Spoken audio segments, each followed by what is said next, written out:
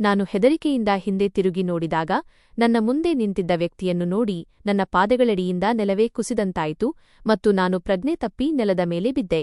ನನ್ನ ಹೆಸರು ಪ್ರೀತಿ. ನಾನು ಬಹಳ ಬಡ ಕುಟುಂಬಕ್ಕೆ ಸೇರಿದವಳು. ನನ್ನ ತಂದೆತಾಯಿ ಈ ಪ್ರಪಂಚದಲ್ಲಿ ಇಲ್ಲ. ನಾನು ನನ್ನ ಅಜ್ಜಿಯೊಂದಿಗೆ ವಾಸಿಸುತ್ತಿದ್ದೆ. ಬಡವರಿಗೆ ಜನರು ಗೌರವ ನೀಡುವುದಿಲ್ಲ, ಅವರಿಗೆ ಏನನ್ನೂ ಮಾಡುವ ಹಕ್ಕಿಲ್ಲ ಎಂದುಕೊಳ್ಳುತ್ತಾರೆ. ಆದರೆ ನಾನು ಒಂದು ಹುಡುಗನನ್ನು ಪ್ರೀತಿಸುತ್ತಿದ್ದೆ ಮತ್ತು ಅವನೊಂದಿಗೆ ಜೀವನ ಕಳೆಯುವ ಕನಸು ಕಾಣುತ್ತಿದ್ದೆ. ಅವನು ತುಂಬಾ ಒಳ್ಳೆಯ ಮತ್ತು ಶ್ರೀಮಂತ ಕುಟುಂಬದವನು. ಮೊದಲಿಗೆ ನಾವು ಇಬ್ಬರೂ ದೂರದಿಂದಲೇ ಒಬ್ಬರನ್ನೊಬ್ಬರು ನೋಡಿಕೊಳ್ಳುತ್ತಿದ್ದೆವು. ನಂತರ ನಾವಿಬ್ಬರೂ ಪರಸ್ಪರ ಇಷ್ಟಪಟ್ಟೆವು, ನಂಬರ್ ವಿನಿಮಯ ಮಾಡಿಕೊಂಡೆವು ಮತ್ತು ಮಾತನಾಡಲು ಪ್ರಾರಂಭಿಸಿದೆವು. ನನ್ನ ಬಗ್ಗೆ ಎಲ್ಲವನ್ನೂ ಅವನಿಗೆ ತಿಳಿಸಿದೆ. ನನ್ನ ತಂದೆ ತಾಯಿ ಇಲ್ಲ, ನಾನು ಅಜ್ಜಿಯೊಂದಿಗೆ ಇರುತ್ತೇನೆ ಮತ್ತು ನನ್ನ ಮನೆಯ ಪರಿಸ್ಥಿತಿಯೂ ಸರಿಯಿಲ್ಲ ಎಂದು ಹೇಳಿದೆ. ಆಗ ಅವನು ತನ್ನ ಬಗ್ಗೆ ಹೇಳಿದನು, ತಾನು ತನ್ನ ಮನೆಯಲ್ಲಿ ಕಿರಿಯ ಮಗ ಮತ್ತು ತನಗೆ ಇಬ್ಬರೂ ಅಣ್ಣಂದಿರು ಇದ್ದಾರೆ ಎಂದು. ನಾವಿಬ್ಬರೂ ಪರಸ್ಪರ ಪ್ರೀತಿಸುತ್ತಿದ್ದೆವು ಮತ್ತು ಮದುವೆಯಾಗಲು ನಿರ್ಧರಿಸಿದೆವು. ನನ್ನ ಅಜ್ಜಿ ಏನೂ ಹೇಳಲಿಲ್ಲ, ನಮ್ಮ ಸಂಬಂಧಕ್ಕೆ ಹೌದು ಎಂದರು. ಮರುದಿನವೇ ರಾಹುಲ್ ತನ್ನ ಮನೆಯವರೊಂದಿಗೆ ಮಾತನಾಡಿ ನನ್ನ ಮನೆಗೆ ಸಂಬಂಧ ಕಳುಹಿಸುವುದಾಗಿ ನಿರ್ಧರಿಸಿದನು. ಆದರೆ ಅದೇ ದಿನ ನನ್ನ ಅಜ್ಜಿ ಮರಣ ಹೊಂದಿದರು ಮತ್ತು ಅವರು ನನ್ನನ್ನು ಈ ಪ್ರಪಂಚದಲ್ಲಿ ಒಂಟಿಯಾಗಿ ಬಿಟ್ಟು ಹೋದರು. ಅವರು ಹೋದ ನಂತರ ನಾನು ಸಂಪೂರ್ಣವಾಗಿ ಅನಾಥಳಾದಂತೆ ಭಾಸವಾಯಿತು. ಮನೆಯಲ್ಲಿ ಎಲ್ಲಿ ನೋಡಿದರೂ ನನಗೆ ಎಲ್ಲವೂ ಶೂನ್ಯ ಮತ್ತು ಬಿಕೋ ಎನ್ನುತ್ತಿತ್ತು ಮತ್ತು ಈಗ ನನ್ನ ಕೊನೆಯ ಭರವಸೆ ರಾಹುಲ್ ಮಾತ್ರ ಆಗಿದ್ದನು. ಆದರೆ ರಾಹುಲ್ನ ಮನೆಯವರು ಮದುವೆಗೆ ಸ್ಪಷ್ಟವಾಗಿ ನಿರಾಕರಿಸಿದ್ದರು. ಅವರು ರಾಹುಲ್ನ ಮದುವೆಯನ್ನು ಶ್ರೀಮಂತ ಮನೆಯಲ್ಲಿ ಮಾಡುವುದಾಗಿ, ಅಲ್ಲಿಂದ ಬಹಳಷ್ಟು ವರದಕ್ಷಿಣೆ ಸಿಗುತ್ತದೆ ಎಂದು ಹೇಳಿದ್ದರು. ನಿನ್ನಂತಹ ಬಡ ಹುಡುಗಿಯೊಂದಿಗೆ ನಾವು ನಮ್ಮ ಮಗನ ಮದುವೆ ಮಾಡುವುದಿಲ್ಲ ಎಂದು ಅವರು ರಾಹುಲ್ಗೆ ಬೇರೆ ಹುಡುಗಿಯನ್ನು ನೋಡಲು ಪ್ರಾರಂಭಿಸಿದ್ದರು. ಆದರೆ ರಾಹುಲ್, ಅವನು ನನ್ನನ್ನೇ ಮದುವೆಯಾಗಲು ಬಯಸಿದ್ದನು. ಅವನು ನನ್ನ ಬಳಿ ಬಂದನು. ಅವನ ಮುಖದಲ್ಲಿ ಅಸಹಾಯಕತೆ ಇತ್ತು. ಅವನನ್ನು ನೋಡಿ ಅವನು ಬಹುಶಃ ನನಗೆ ಏನೋ ಹೇಳಲು ಬಯಸುತ್ತಿದ್ದಾನೆ ಎಂದು ಅನಿಸಿತು. ಆದರೆ ಅವನು ನನ್ನ ಪರಿಸ್ಥಿತಿಯನ್ನು ನೋಡಿದಾಗ ಅವನು ಸುಮ್ಮನಾದನು. ನನ್ನ ಅಜ್ಜಿ ಈಗ ಈ ಪ್ರಪಂಚದಲ್ಲಿ ಇಲ್ಲ ಮತ್ತು ಈ ಪ್ರಪಂಚದಲ್ಲಿ ಈಗ ನನ್ನವರು ಯಾರೂ ಇಲ್ಲ ಎಂದು ಅವನಿಗೆ ತಿಳಿಯಿತು. ಅವನು ಮದುವೆ ಬೇಡ ಎಂದು ಹೇಳಲು ಬಂದಿದ್ದನು, ಆದರೆ ನನ್ನ ಸ್ಥಿತಿಯನ್ನು ನೋಡಿ ಅವನು ತನ್ನ ನಿರ್ಧಾರವನ್ನು ಬದಲಾಯಿಸಿದನು ಮತ್ತು ಅವನು ನನಗೆ ಹೇಳಿದನು, ನಾನು ನಿನ್ನನ್ನು ಮದುವೆಯಾಗಲು ಬಯಸುತ್ತೇನೆ. ನನ್ನ ತಂದೆ ತಾಯಿಯ ನಿರ್ಧಾರ ಏನೇ ಇರಲಿ, ನಾನು ನಿನ್ನನ್ನೇ ಮದುವೆಯಾಗುತ್ತೇನೆ. ನೀನು ನನ್ನೊಂದಿಗೆ ಬಾ. ಅವನು ನನ್ನನ್ನು ತನ್ನೊಂದಿಗೆ ಕೋರ್ಟ್ಗೆ ಕರೆದೊಯ್ದನು. ಅಲ್ಲಿ ತನ್ನ ಸ್ನೇಹಿತರನ್ನು ಸಾಕ್ಷಿಗಳನ್ನಾಗಿ ಮಾಡಿಕೊಂಡು ನನ್ನೊಂದಿಗೆ ಕೋರ್ಟ್ ಮ್ಯಾರೇಜ್ ಮಾಡಿಕೊಂಡನು. ನಾವಿಬ್ಬರೂ ಮದುವೆಯಾಗಿದ್ದೆವು. ಆದರೆ ನನ್ನ ಮನಸ್ಸಿನಲ್ಲಿ ಮುಂದೆ ಏನಾಗುತ್ತದೋ ಎಂಬ ವಿಚಿತ್ರ ಭಯವಿತ್ತು. ಈಗ ರಾಹುಲ್ನ ಮನೆಯವರಿಗೆ ನಮ್ಮ ಮದುವೆಯ ಬಗ್ಗೆ ಹೇಳಬೇಕಿತ್ತು. ಅವನ ಮನೆಯವರು ಅವನು ನನ್ನಂತಹ ಮುಳುವಿನಿಂದ ದೂರವಾಗಿ ಬರುತ್ತಾನೆ ಎಂದುಕೊಂಡಿದ್ದರು. ನಂತರ ಅವರು ಅವನ ಮದುವೆಯನ್ನು ಶ್ರೀಮಂತ ಮನೆಯಲ್ಲಿ ಮಾಡುತ್ತಾರೆ ಎಂದು ಭಾವಿಸಿದ್ದರು. ಆದರೆ ರಾಹುಲ್ ನನ್ನನ್ನು ಮದುವೆಯಾಗಿದ್ದಾನೆ ಎಂದು ಅವರಿಗೆ ಗೊತ್ತಿರಲಿಲ್ಲ. ನಂತರ ರಾಹುಲ್ ನನ್ನನ್ನು ತನ್ನ ಮನೆಗೆ ಕರೆದೊಯ್ದನು. ಅಲ್ಲಿ ಎಲ್ಲರಿಗೂ ನಾವು ಮದುವೆಯಾಗಿದ್ದೇವೆ ಎಂದು ತಿಳಿದಾಗ ಮನೆಯ ವಾತಾವರಣವೇ ಬದಲಾಗಿ ಹೋಯಿತು. ಅವನ ಇಬ್ಬರೂ ಅಣ್ಣಂದಿರು ಮತ್ತು ತಂದೆ ತುಂಬಾ ಕೋಪಗೊಂಡರು.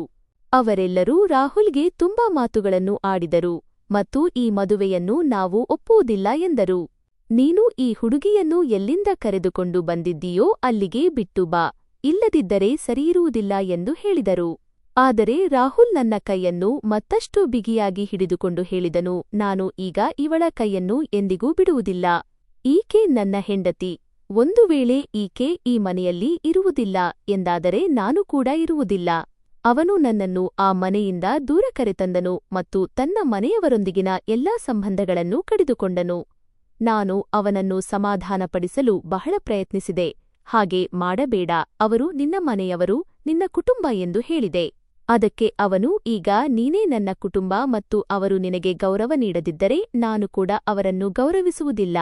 ನನಗೆ ಆ ಜನರೊಂದಿಗೆ ಯಾವುದೇ ಸಂಬಂಧವಿಲ್ಲ ಎಂದನು. ರಾಹುಲ್ನ ಮನೆಯಿಂದ ಸ್ವಲ್ಪ ದೂರದಲ್ಲಿ ರಾಹುಲ್ನ ತಂದೆಯ ಒಂದು ಮನೆಯಿತ್ತು. ರಾಹುಲ್ ನನ್ನನ್ನು ಅಲ್ಲೇ ಕರೆದುಕೊಂಡು ಹೋದನು. ಆ ಮನೆಯ ಸ್ಥಿತಿ ತುಂಬಾ ಕೆಟ್ಟದಾಗಿತ್ತು ಮತ್ತು ನಾವಿಬ್ಬರೂ ಅಲ್ಲೇ ವಾಸಿಸಲು ಪ್ರಾರಂಭಿಸಿದೆವು. ಅಲ್ಲಿ ಒಂದು ಕೊಠಡಿಯಿತ್ತು, ಅಲ್ಲಿ ಒಂದು ಮಂಚವಿತ್ತು ಮತ್ತು ಸ್ವಲ್ಪವೇ ಸಾಮಾನುಗಳಿದ್ದವು. ರಾಹುಲ್ ಆ ಮುರಿದ ಮಂಚದ ಮೇಲೆ ಮಲಗಿದನು. ನಾನು ಅವನ ಹೆಗಲ ಮೇಲೆ ತಲೆ ಇಟ್ಟು ಅಲ್ಲೇ ಮಲಗಿದೆ. ಇಂದು ನಮ್ಮ ಮದುವೆಯ ರಾತ್ರಿ, ಆದರೆ ಯಾವುದೇ ಸಂತೋಷವಿರಲಿಲ್ಲ. ನನ್ನ ಕಣ್ಣುಗಳಿಂದ ನೀರು ಹರಿಯುತ್ತಿತ್ತು ಮತ್ತು ಮುಂದೆ ಏನಾಗುತ್ತದೋ ಎಂಬ ಭಯ ನನ್ನ ಮನಸ್ಸಿನಲ್ಲಿತ್ತು. ಅವನು ನನ್ನನ್ನು ಸಮಾಧಾನಪಡಿಸಿದನು ಮತ್ತು ಹೇಳಿದನು, ಅಳಬೇಡ, ನಾನು ನಿನ್ನೊಂದಿಗಿದ್ದೇನೆ. ಅವನು ನನಗೆ ಸಾಥ್ ನೀಡುತ್ತಿದ್ದನು ಮತ್ತು ನನಗೆ ಅದು ಸಾಕಾಗಿತ್ತು. ಅದು ನನಗೆ ನೆಮ್ಮದಿ ನೀಡುತ್ತಿತ್ತು. ಕೋಣೆಯಲ್ಲಿ ಸಂಪೂರ್ಣ ಮೌನವಿತ್ತು.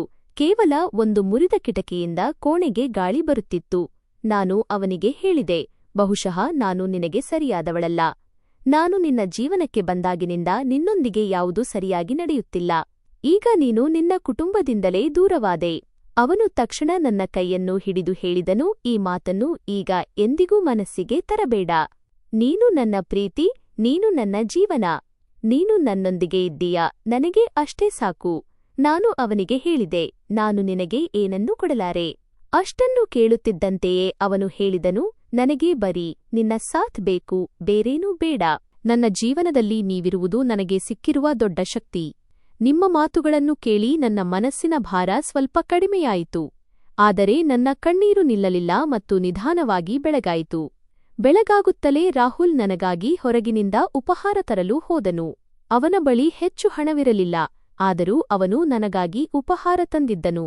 ಇಬ್ಬರೂ ಜೊತೆಯಾಗಿ ಕುಳಿತು ಉಪಹಾರ ಸೇವಿಸಿದೆವು. ಉಪಹಾರದ ನಂತರ ಅವನು ನನಗೆ ಹೇಳಿದನು, ನಾನು ಯಾವುದಾದರೂ ಕೆಲಸ ಹುಡುಕಬೇಕು, ಆಗಲೇ ನಮ್ಮಿಬ್ಬರ ಖರ್ಚು ನಡೆಯುವುದು.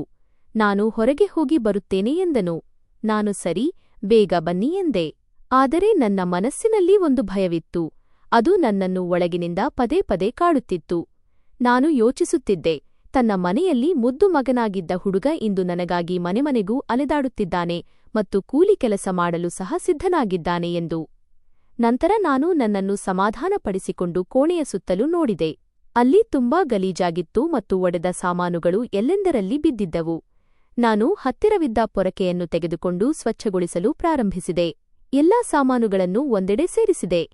ನಾನು ಮಂಚವನ್ನು ಸರಿಯಾಗಿ ಸರಿಪಡಿಸಿದೆ ಮತ್ತು 2 ಪೆಟ್ಟಿಗೆಗಳನ್ನು ಸೇರಿಸಿ ಒಂದು ಟೇಬಲ್ ಮಾಡಿದೆ. ಅಲ್ಲೇ ನನಗೆ ಒಂದು ಹಳೆಯ ಒಲೆ ಮತ್ತು ಅದರೊಂದಿಗೆ ಸಿಲಿಂಡರ್ ಸಿಕ್ಕಿತು. ನಾನು ಅದನ್ನು ಸ್ವಚ್ಛಗೊಳಿಸಿ ಸರಿಯಾಗಿ ಜೋಡಿಸಿದೆ. ಅಲ್ಲಿದ್ದ ಪಾತ್ರೆಗಳನ್ನು ನಾನು ಹೊರಗಿನಿಂದ ನೀರು ತಂದು ತೊಳೆದೆ. ಇದರಿಂದ ಅವುಗಳನ್ನು ಬಳಸಬಹುದು. ನಾನು ಇವೆಲ್ಲವನ್ನೂ ಮಾಡುತ್ತಿದ್ದಾಗ ರಾಹುಲ್ ಹಿಂತಿರುಗಿ ಬಂದನು. ಅವನು ಸುತ್ತಲೂ ನೋಡಿದನು. ಸ್ವಚ್ಛವಾದ ಕೋಣೆ ಮತ್ತು ಎಲ್ಲವೂ ತನ್ನ ಜಾಗದಲ್ಲಿ ಜೋಡಿಸಲ್ಪಟ್ಟಿರುವುದನ್ನು ಕಂಡು ಅವನ ಮುಖದಲ್ಲಿ ಮಂದಹಾಸ ಮೂಡಿತು. ಅವನು ಹೇಳಿದನು, ನೀನು ಈ ಪಾಳುಬಿದ್ದ ಜಾಗವನ್ನು ಮನೆಯನ್ನಾಗಿ ಬದಲಿಸಿಬಿಟ್ಟೆ. ನಾನು ಅವನ ಕಡೆ ನೋಡದೆ, ಹೌದು, ಇಲ್ಲಿ ಬೇರೆ ಮಾಡುವಂತಹ ಕೆಲಸವೂ ಇರಲಿಲ್ಲ ಮತ್ತು ನೀವು ಇರಲಿಲ್ಲ. ಹಾಗಾಗಿ ನಾನು ಸ್ವಚ್ಛಗೊಳಿಸಲು ಪ್ರಾರಂಭಿಸಿದೆ ಎಂದೆ. ನಂತರ ನಾನು ರಾಹುಲ್ ಕಡೆ ನೋಡಿ ಕೇಳಿದೆ, ಕೆಲಸ ಸಿಕ್ಕಿತೆ? ಅವನು ತಲೆ ತಗ್ಗಿಸಿ, ಇಲ್ಲ, ಕೆಲಸ ಸಿಗಲಿಲ್ಲ ಎಂದನು. ಆಗ ನಾನು, ಪರವಾಗಿಲ್ಲ, ಹೆಚ್ಚು ಚಿಂತಿಸಬೇಡ, ಯಾವುದಾದರೂ ಕೆಲಸ ಸಿಗುತ್ತದೆ ಎಂದೆ. ಅವನು ತಲೆಯಾಡಿಸಿ, ಸರಿ, ಸಿಲಿಂಡರ್ ಕೊಡು, ನಾನು ಅದರಲ್ಲಿ ಗ್ಯಾಸ್ ತುಂಬಿಸಿಕೊಂಡು ಬರುತ್ತೇನೆ ಎಂದು ಹೇಳಿ ಹೊರಟನು. ಸ್ವಲ್ಪ ಸಮಯದ ನಂತರ ವಾಪಸ್ ಬಂದನು. ನಾನು ಅವನ ಬಳಿ ಕೇಳಿದೆ, ಇದೆಲ್ಲ ಹೇಗೆ ನಡೆಯುತ್ತದೆ?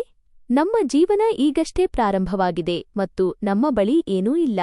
ನನ್ನ ಮನೆಯಲ್ಲಿ ಸ್ವಲ್ಪ ಸಾಮಾನುಗಳಿದ್ದವು, ಆದರೆ ಬಾಡಿಗೆ ನೀಡದ ಕಾರಣ ಮನೆ ಮಾಲೀಕರು ಅವನ್ನು ಇಟ್ಟುಕೊಂಡರು. ನನ್ನ ಧ್ವನಿ ಗದ್ಗದಿತವಾಯಿತು ಮತ್ತು ಕಣ್ಣಲ್ಲಿ ನೀರು ಬಂದಿತು. ಅವನು ನನ್ನ ಹತ್ತಿರ ಬಂದು, ಯಾರು ಹೂವನ್ನು ಪ್ರೀತಿಯಿಂದ ಹಿಡಿದುಕೊಳ್ಳುವಂತೆ ತನ್ನ 2 ಕೈಗಳಿಂದ ನನ್ನ ಮುಖವನ್ನು ಹಿಡಿದು ತನ್ನ ಬೆರಳುಗಳಿಂದ ನನ್ನ ಕಣ್ಣೀರನ್ನು ಒರೆಸುತ್ತಾ ಹೇಳಿದನು, ಸಾಮಾನುಗಳಿಂದ ಏನಾಗುತ್ತದೆ? ನೀನೇ ನನ್ನ ಮನೆ, ನೀನೇ ನನ್ನ ಕುಟುಂಬ, ನೀನೇ ನನ್ನ ಸರ್ವಸ್ವ. ನೀನು ಯಾವುದಕ್ಕೂ ಚಿಂತಿಸಬೇಡ, ನಾನು ಎಲ್ಲವನ್ನೂ ಸರಿಪಡಿಸುತ್ತೇನೆ. ಅವನು ನನ್ನನ್ನು ಅಪ್ಪಿಕೊಂಡನು. ಅವನ ಎದೆಯ ಮೇಲೆ ತಲೆ ಇಟ್ಟಾಗ ನನ್ನ ಎಲ್ಲಾ ಚಿಂತೆಗಳೂ ಕ್ಷಣಾರ್ಧದಲ್ಲಿ ದೂರವಾದಂತಾಯಿತು. ಸ್ವಲ್ಪ ಹೊತ್ತು ಇಬ್ಬರೂ ಹಾಗೆಯೇ ನಿಂತಿದ್ದೆವು. ಅವನು ನನ್ನ ಕಡೆ ನೋಡಿ, ಬಿಡು ಈ ಮಾತುಗಳನ್ನೆಲ್ಲ. ಯಾರ ಬಳಿ ಏನೂ ಇರುವುದಿಲ್ಲವೋ ಅವರು ಜೀವನ ಸಾಗಿಸುತ್ತಾರೆ. ನಮ್ಮ ಬಳಿ ನಾವಿದ್ದೇವೆ. ನಾನು ಏನಾದರೂ ಕೆಲಸ ಹುಡುಕುತ್ತೇನೆ, ಎಲ್ಲವೂ ಸರಿಯಾಗುತ್ತದೆ ಎಂದನು. ಮಧ್ಯಾಹ್ನವಾಯಿತು. ರಾಹುಲ್ ಹೊರಗಿನಿಂದಲೇ ನಮ್ಮಿಬ್ಬರಿಗೂ ಊಟ ತಂದನು. ಇಬ್ಬರೂ ಒಟ್ಟಿಗೆ ಕುಳಿತು ಊಟ ಮಾಡಿದೆವು. ಊಟದ ನಂತರ ಅವನು, ನಾನು ನನ್ನ ಲ್ಯಾಪ್ಟಾಪ್ ಮತ್ತು ಫೋನ್ ತರುತ್ತೇನೆ, ನನಗೆ ಸ್ವಲ್ಪ ಕೆಲಸವಿದೆ ಎಂದನು. ನಂತರ ಕಾಲಕ್ರಮೇಣ ದಿನಗಳು ಕಳೆಯುತ್ತಿತ್ತು. ಆಗಾಗ ರಾಹುಲ್ ತಾಯಿಯ ಫೋನ್ ಬರುತ್ತಿತ್ತು. ರಾಹುಲ್ ತನ್ನ ತಾಯಿಯ ಮುದ್ದಿನ ಮಗನಾಗಿದ್ದ ಮತ್ತು ಎಲ್ಲರಿಗಿಂತ ಕಿರಿಯವನಾಗಿದ್ದ. ತಾಯಿ ಅವನನ್ನು ತುಂಬಾ ಪ್ರೀತಿಸುತ್ತಿದ್ದರು ಮತ್ತು ಪದೇ ಪದೇ ಫೋನ್ ಮಾಡುತ್ತಿದ್ದರು. ಮಗುವೆ ಮನೆಗೆ ವಾಪಸ್ ಬಂದುಬಿಡು ಎಂದು ಅವರು ಹೇಳಿದ್ದರು. ಆದರೆ ರಾಹುಲ್ ತನ್ನ ಸಹೋದರರ ಕಾರಣದಿಂದ ಮನೆಗೆ ಮರಳಲು ಸ್ಪಷ್ಟವಾಗಿ ನಿರಾಕರಿಸಿದ್ದನು. ಆದರೂ ಅವನು ತನ್ನ ತಾಯಿಯೊಂದಿಗೆ ಮಾತನಾಡುತ್ತಿದ್ದನು. ಪರಿಸ್ಥಿತಿ ಬದಲಾಗುತ್ತಿತ್ತು. ಈಗ ರಾಹುಲ್ ಬಳಿ ಹಣ ಸಂಪೂರ್ಣವಾಗಿ ಖಾಲಿಯಾಗಿತ್ತು. ನಮಗೇನು ಮಾಡಬೇಕೆಂದು ತಿಳಿಯುತ್ತಿರಲಿಲ್ಲ. ಆಗ ನನ್ನ ನೆನಪಿಗೆ ನನ್ನ ಕಿವಿಯಲ್ಲಿದ್ದ ಚಿನ್ನದ ಓಲೆಗಳು ಬಂದವು. ಅದನ್ನು ನನ್ನ ಅಜ್ಜಿ ನನಗೆ ನೀಡಿದ್ದರು. ನಾನು ಧೈರ್ಯ ಮಾಡಿ ರಾಹುಲ್ ಬಳಿ, ಇದನ್ನು ತೆಗೆದುಕೊಂಡು ಹೋಗಿ ಮಾರಿ ಸ್ವಲ್ಪ ದಿನ ನಮ್ಮ ಜೀವನ ನಡೆಯುತ್ತದೆ ಎಂದೆ. ಆದರೆ ಅವನು ಸ್ಪಷ್ಟವಾಗಿ ನಿರಾಕರಿಸಿ, ಇಲ್ಲ, ನಾನು ನಿನ್ನ ಯಾವುದನ್ನೂ ಮಾರಲು ಬಿಡುವುದಿಲ್ಲ. ನಾನು ಏನಾದರೂ ಮಾಡುತ್ತೇನೆ, ನೀನು ಇವೆಲ್ಲ ಮಾಡುವ ಅಗತ್ಯವಿಲ್ಲ ಎಂದನು. ನಾವು ಈ ಬಗ್ಗೆ ಮಾತನಾಡುತ್ತಿದ್ದಾಗಲೇ ಬಾಗಿಲು ತೆರೆಯಿತು ಮತ್ತು ರಾಹುಲ್ ತಾಯಿಯೊಳಗೆ ಬಂದರು. ರಾಹುಲ್ ಹೋಗಿ ತನ್ನ ತಾಯಿಯನ್ನು ಅಪ್ಪಿಕೊಂಡನು. ನಂತರ ಅವರು ನನ್ನ ಬಳಿ ಬಂದು ನನ್ನ ತಲೆಯ ಮೇಲೆ ಪ್ರೀತಿಯಿಂದ ಕೈಯಾಡಿಸಿದರು. ಅವರು ರಾಹುಲ್ ಕೈಗೆ ಸ್ವಲ್ಪ ಹಣ ನೀಡಿ, ಮಗುವೇ, ನೀನು ಚಿಂತಿಸುವ ಅಗತ್ಯವಿಲ್ಲ, ನಿನ್ನ ತಾಯಿ ಇನ್ನೂ ಜೀವಂತವಾಗಿದ್ದಾಳೆ ಎಂದರು. ರಾಹುಲ್ ತನ್ನ ತಾಯಿಯ ಕೈಯಿಂದ ಹಣ ಪಡೆಯಲು ನಿರಾಕರಿಸಿದನು. ಆಗ ಅವರು, ಮಗುವೇ, ನೀನೇನು ಮಾತನಾಡುತ್ತಿದ್ದೀಯಾ? ನಮ್ಮ ಬಳಿ ಇರುವುದೆಲ್ಲವೂ ನಿನ್ನದೇ ಅಲ್ಲವೇ, ನೀನು ಚಿಂತಿಸಬೇಡ ಎಂದರು. ನಾನು ನಿಮ್ಮ ಮಾವನವರ ಬಳಿ ಮಾತನಾಡುತ್ತೇನೆ, ಎಲ್ಲವೂ ಸರಿಹೋಗುತ್ತದೆ. ನಾನು ನಿಮ್ಮನ್ನು ವಾಪಸ್ ಕರೆಸಿಕೊಳ್ಳುತ್ತೇನೆ. ಆಮೇಲೆ ಅವರು ನಮ್ಮ ಬಳಿ ಕುಳಿತು ನಮ್ಮೊಂದಿಗೆ ಸಾಕಷ್ಟು ಮಾತನಾಡಿದರು. ಸ್ವಲ್ಪ ಸಮಯದ ನಂತರ ಅವರು ಹೊರಟು ಹೋದರು. ಇದೇ ರೀತಿ ಆಗೊಮ್ಮೆ ಈಗೊಮ್ಮೆ ರಾಹುಲ್ನ ತಾಯಿ ನಮ್ಮ ಮನೆಗೆ ಬರುತ್ತಿದ್ದರು. ಒಂದು ದಿನ ರಾಹುಲ್ ನನಗೆ ತಾನು ಒಂದು ತುರ್ತು ಕೆಲಸಕ್ಕಾಗಿ ಹೊರಗೆ ಹೋಗಬೇಕೆಂದು ಹೇಳಿದ. ಆ ಕೆಲಸ ಮುಗಿದ ತಕ್ಷಣವೇ ವಾಪಸ್ ಬರುತ್ತೇನೆ ಎಂದ. ಅವನು ನನ್ನನ್ನು 15 ದಿನಗಳ ಕಾಲ ಒಂಟಿಯಾಗಿ ಬಿಟ್ಟು ಹೋಗುತ್ತಿದ್ದ. ನಾನು ಹೇಗೆ ಒಬ್ಬಳೇ ಇರುತ್ತೇನೆ ಎಂದು ನನಗೆ ಭಯವಾಗುತ್ತಿತ್ತು. ಆಗ ಅವನು ನನಗೆ ಚಿಂತಿಸುವ ಅಗತ್ಯವಿಲ್ಲ, ನಾನು ಬೇಗನೆ ವಾಪಸ್ ಬರುತ್ತೇನೆ ಮತ್ತು ಎಲ್ಲವೂ ಸರಿಯಾಗುತ್ತದೆ ಎಂದು ಸಮಾಧಾನಪಡಿಸಿದ. ಅಷ್ಟನ್ನು ಹೇಳಿ ಅವನು ಹೊರಟು ಹೋದ. ನಾನು ಅವನು ಮರಳಿ ಬರುವುದನ್ನೇ ಕಾಯತೊಡಗಿದೆ.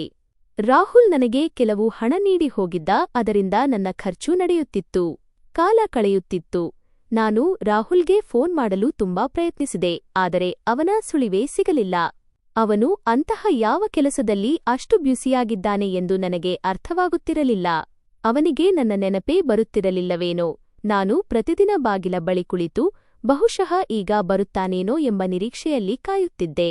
ಆದರೆ ಹಾಗಾಗಲಿಲ್ಲ. ಹೀಗೆ ದಿನಗಳು ಕಳೆಯುತ್ತಲೇ ಇದ್ದವು.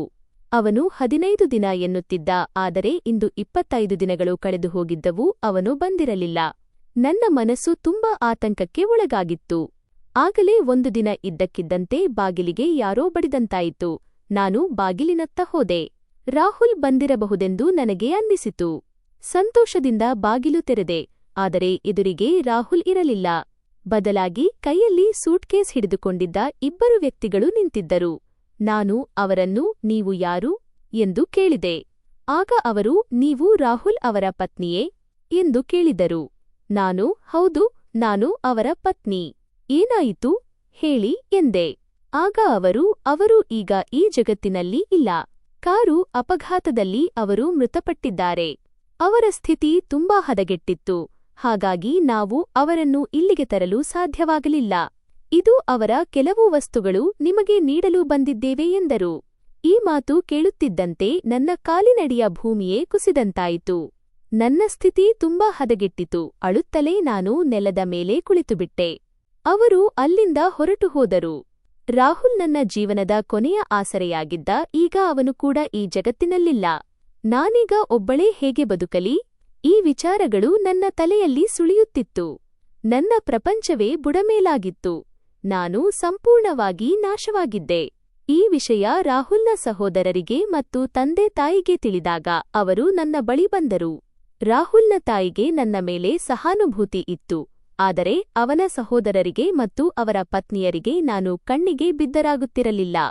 ಅವರು ನನ್ನನ್ನೇ ದೂಷಿಸುತ್ತಿದ್ದರು. ಅವನೇ ನನ್ನ ತಮ್ಮನನ್ನು ತಿಂದದ್ದು ಎಂದು ಅವಹೇಳನ ಮಾಡಿದರು.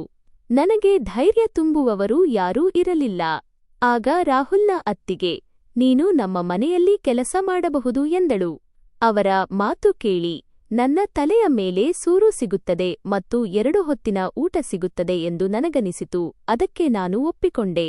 ರಾಹುಲ್ ಹೋದ ನಂತರ ನನ್ನ ಜೀವನ ಸಂಪೂರ್ಣವಾಗಿ ಬದಲಾಗಿತ್ತು. ಮೊದಲು ನಾನು ನಗುತ್ತಿದ್ದ ಅದೇ ಮನೆಯಲ್ಲಿ ಈಗ ಕೇವಲ ಮೌನ ಮನೆ ಮಾಡಿಕೊಂಡಿತ್ತು. ನನ್ನ ಬಳಿ ಹೋಗಲು ಬೇರೆ ಸ್ಥಳವಿರಲಿಲ್ಲವಾದ್ದರಿಂದ ನಾನು ರಾಹುಲ್ನ ಸಹೋದರನ ಮನೆಯಲ್ಲೇ ಅವರೊಂದಿಗೆ ವಾಸಿಸಲು ಪ್ರಾರಂಭಿಸಿದೆ. ನಾನು ಸಂಪೂರ್ಣವಾಗಿ ಅನಾಥಳಾಗಿದ್ದೆ. ನನ್ನ ತಂದೆ ತಾಯಿ ಮೊದಲೇ ಈ ಜಗತ್ತಿನಲ್ಲಿ ಇರಲಿಲ್ಲ. ರಾಹುಲ್ ಒಬ್ಬನೇ ನನ್ನ ಸರ್ವಸ್ವವಾಗಿದ್ದ. ಅವನು ಹೋದ ನಂತರ ನನ್ನ ಇಡೀ ಪ್ರಪಂಚವೇ ಕೊನೆಗೊಂಡಂತಾಗಿತ್ತು. ಶುರುವಿನಲ್ಲಿ ರಾಹುಲ್ನ ಸಹೋದರ ಮತ್ತು ಅತ್ತಿಗೆ ನನಗೆ ಆಸರೆಯಾಗುತ್ತಾರೆ ಎಂದುಕೊಂಡಿದ್ದೆ, ಏಕೆಂದರೆ ಅಂತಿಮವಾಗಿ ಅವರು ತಮ್ಮ ಸ್ವಂತ ತಮ್ಮನ ಪತ್ನಿಯಾಗಿದ್ದೆ. ಆದರೆ ಕ್ರಮೇಣ ನನಗೆ ಅರ್ಥವಾಯಿತು, ನಾನು ಆ ಮನೆಯಲ್ಲಿ ಒಬ್ಬ ಸದಸ್ಯಳಾಗಿ ಅಲ್ಲ, ಬದಲಾಗಿ ಒಬ್ಬ ಹೊರೆಯಾಗಿ ಬದುಕುತ್ತಿದ್ದೇನೆ ಎಂದು.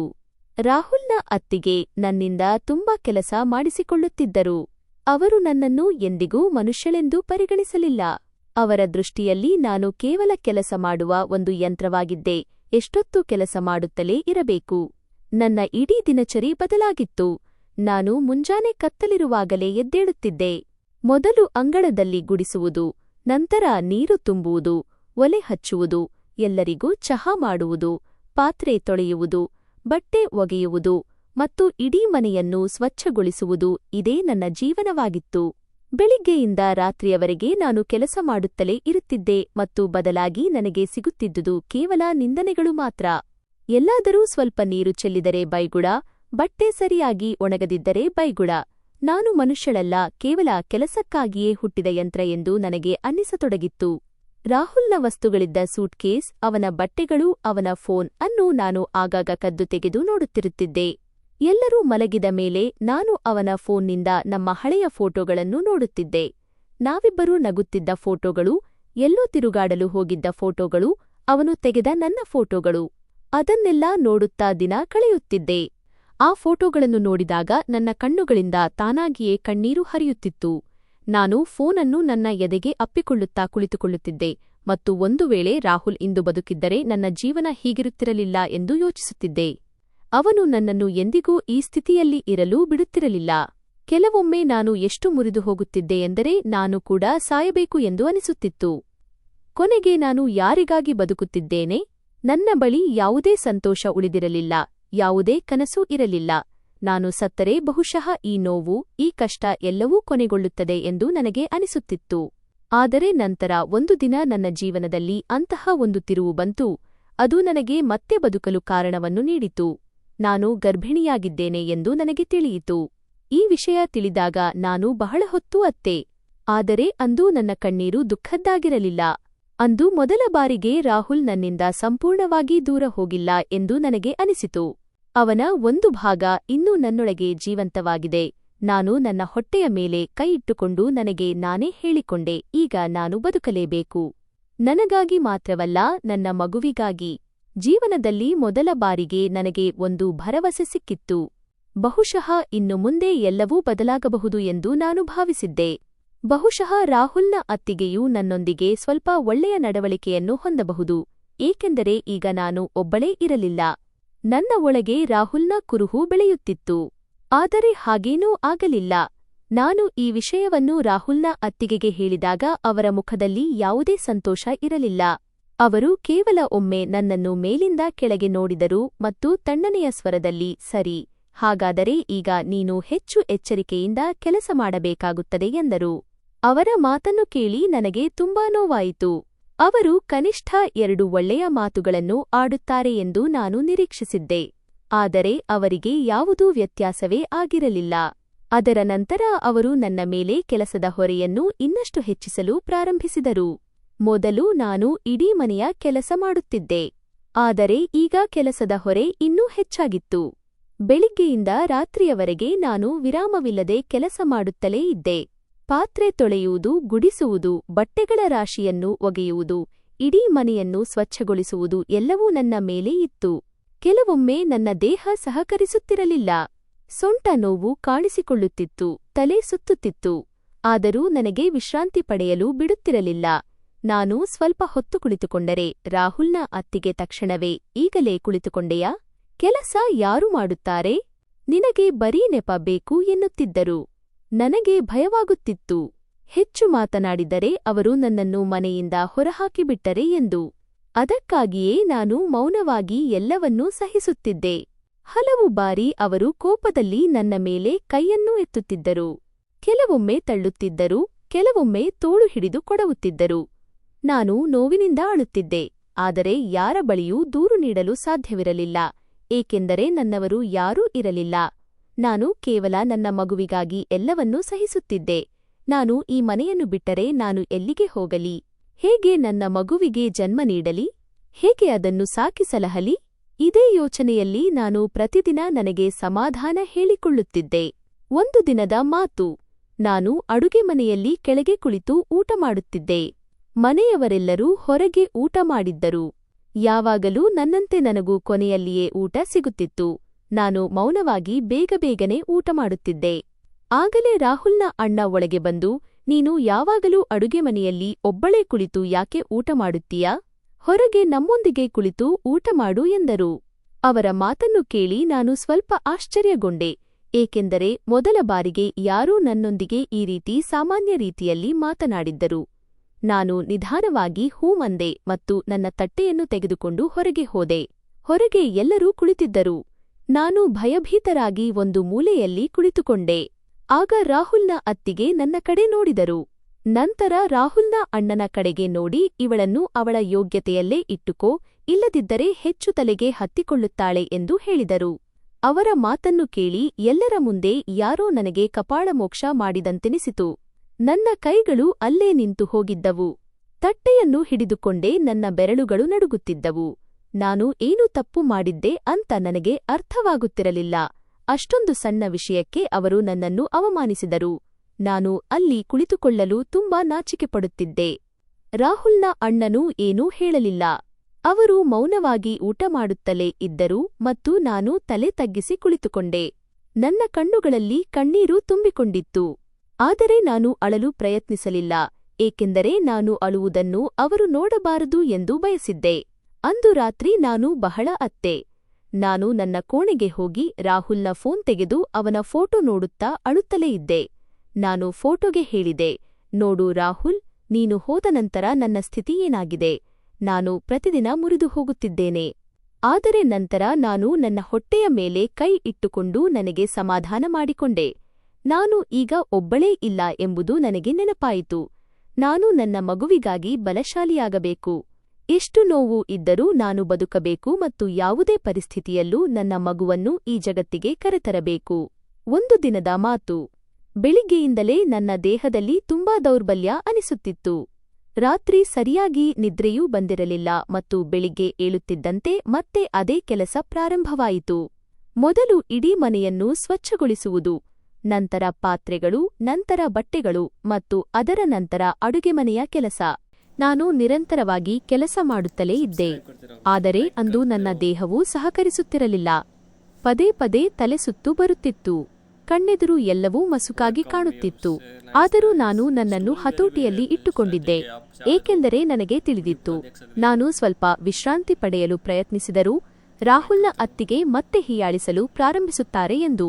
ನಾನು ಅಡುಗೆಮನೆಯಲ್ಲಿ ನಿಂತು ತರಕಾರಿ ಕತ್ತರಿಸುತ್ತಿದ್ದೆ. ಆಗ ರಾಹುಲ್ನ ಅಣ್ಣ ನನ್ನ ಬಳಿ ಬಂದರು. ಅವರು ಬಹಳ ಅವಸರದಲ್ಲಿದ್ದಂತೆ ಕಂಡರು. ಅವರು ಕಪಾಟಿನಿಂದ ಒಂದು ಬಿಳಿ ಶರ್ಟ್ ತೆಗೆದು ನನ್ನ ಕಡೆಗೆ ಚಾಚುತ್ತಾ, ನನಗೆ ಒಂದು ಮುಖ್ಯವಾದ ಮೀಟಿಂಗ್ ಇದೆ, ನೀನು ಬೇಗನೆ ಈ ಶರ್ಟ್ ಇಸ್ತ್ರಿ ಮಾಡಿಕೊಡು ಎಂದರು.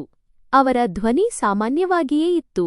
ಹಾಗಾಗಿ ನಾನು ಏನೂ ಹೇಳದೆ ಶರ್ಟ್ ತೆಗೆದುಕೊಂಡು ಕೋಣೆಯ ಮೂಲೆಯಲ್ಲಿ ಇಟ್ಟಿದ್ದ ಇಸ್ತ್ರಿ ಟೇಬಲ್ ಬಳಿ ಹೋಗಿ ನಿಂತೆ. ನಾನು ನಿಧಾನವಾಗಿ ಶರ್ಟ್ ಇಸ್ತ್ರಿ ಮಾಡಲು ಪ್ರಾರಂಭಿಸಿದೆ. ಆದರೆ ನನ್ನ ಕೈಗಳಲ್ಲಿ ಶಕ್ತಿಯಿರಲಿಲ್ಲ.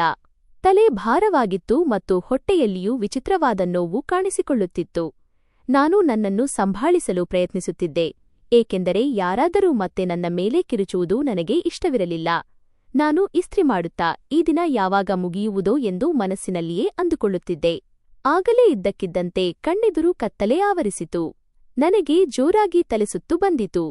ನನ್ನ ಕೈಗಳು ನಡುಗಿದವು ಮತ್ತು ನನ್ನ ಗಮನ ತಪ್ಪಿತು. ಅದೇ ಕ್ಷಣದಲ್ಲಿ ಬಿಸಿಯಾಗಿದ್ದ ಇಸ್ತ್ರಿ ಪೆಟ್ಟಿಗೆ ಶರ್ಟ್ ಮೇಲೆ ಅತಿಯಾದ ಸಮಯ ನಿಂತು ಬಟ್ಟೆ ಸುಟ್ಟು ಹೋಯಿತು. ಸುಟ್ಟ ವಾಸನೆ ಇಡೀ ಕೋಣೆಯಲ್ಲಿ ಹರಡಿತು. ನಾನು ಗಾಬರಿಯಾಗಿ ಬೇಗನೆ ಇಸ್ತ್ರಿ ಪೆಟ್ಟಿಗೆಯನ್ನು ತೆಗೆದೆ. ಆದರೆ ಅಷ್ಟೊತ್ತಿಗಾಗಲೇ ತಡವಾಗಿತ್ತು. ಶರ್ಟ್ ಮೇಲೆ ದೊಡ್ಡ ಕಪ್ಪು ಕಲೆ ಬಿದ್ದಿತ್ತು. ನನ್ನ ಹೃದಯ ಜೋರಾಗಿ ಬಡಿಯತೊಡಗಿತು. ಈಗ ಏನಾಗುವುದೋ ಎಂದು ನನಗೆ ಅರ್ಥವಾಗುತ್ತಿರಲಿಲ್ಲ. ಅಷ್ಟರಲ್ಲಿ ರಾಹುಲ್ನ ಅಣ್ಣ ವೇಗವಾಗಿ ಒಳಗೆ ಬಂದರು. ಅವರು ಸುಟ್ಟ ಶರ್ಟ್ ನೋಡಿದ ತಕ್ಷಣ ಅವರ ಮುಖ ಕೋಪದಿಂದ ಕೆಂಪಾಯಿತು. ಅವರು ಜೋರಾಗಿ, ನೀನು ಇದೇನು ಮಾಡಿದ್ದೀಯಾ? ನಿನ್ನಿಂದ ಒಂದು ಕೆಲಸವೂ ಸರಿಯಾಗಿ ಆಗುವುದಿಲ್ಲ. ನೀನು ನನ್ನ ಶರ್ಟ್ ಹಾಳು ಮಾಡಿದ್ದೀಯಾ? ಈಗ ನಾನು ಮೀಟಿಂಗ್ಗೆ ಏನು ಧರಿಸಿಕೊಂಡು ಹೋಗಲಿ? ಎಂದು ಕೂಗಾಡಿದರು. ಭಯದಿಂದ ನಾನು ಏನೂ ಮಾತನಾಡಲು ಸಾಧ್ಯವಾಗಲಿಲ್ಲ. ನಾನು ನಿಧಾನವಾಗಿ, ನನ್ನಿಂದ ತಪ್ಪಾಯಿತು, ನನಗೆ ತಲೆಸುತ್ತು ಬಂತು ಎಂದು ಹೇಳಿದೆ. ಆದರೆ ಅವರು ನನ್ನ ಮಾತನ್ನೂ ಕೇಳಲಿಲ್ಲ. ಅವರ ಕೋಪ ಇಷ್ಟೊಂದು ಹೆಚ್ಚಾಯಿತು ಎಂದರೆ ಅವರು ಇದ್ದಕ್ಕಿದ್ದಂತೆ ನನ್ನ ಕನ್ನಕ್ಕೆ ಜೋರಾಗಿ ಕಪಾಳಮೋಕ್ಷ ಮಾಡಿದರು. ಹೊಡೆತ ಎಷ್ಟು ಜೋರಾಗಿತ್ತು ಎಂದರೆ ನಾನು ಅಲ್ಲೇ ತೂರಾಡಿ ಕೆಳಗೆ ಬಿದ್ದೆ. ನನ್ನ ಕಿವಿಯಲ್ಲಿ ಸದ್ದು ಗುಮಿಗುಡುತ್ತಿತ್ತು. ಕಣ್ಣಿನಿಂದ ನೀರು ಸುರಿಯಿತು ಮತ್ತು ನನ್ನ ಮುಖ ಉರಿಯತೊಡಗಿತು. ನಾನು ನೆಲದ ಮೇಲೆ ಕುಳಿತುಕೊಂಡೆ, ಕೆನ್ನೆಯ ಮೇಲೆ ಕೈ ಇಟ್ಟುಕೊಂಡೆ. ಅವರು ನನ್ನ ಮೇಲೆ ಕೈಯೆತ್ತಿದರು ಎಂಬುದು ನನಗೆ ನಂಬಲು ಸಾಧ್ಯವಾಗುತ್ತಿರಲಿಲ್ಲ. ಅದೇ ಸಮಯದಲ್ಲಿ ರಾಹುಲ್ನ ಅತ್ತಿಗೆ ಕೂಡ ಅಲ್ಲಿಗೆ ಬಂದರು. ಅವರು ಸುಟ್ಟ ಶರ್ಟ್ ನೋಡಿದರು. ನಂತರ ನನ್ನ ಕಡೆ ಕೋಪದಿಂದ ನೋಡುತ್ತಾ, ಈ ಅಶುಭಳು ಯಾವ ಕೆಲಸಕ್ಕೂ ಬಾರದವಳು. ಇವಳನ್ನು ನಾನು ಈಗಲೇ ಈ ಮನೆಯಿಂದ ಹೊರಹಾಕುತ್ತೇನೆ.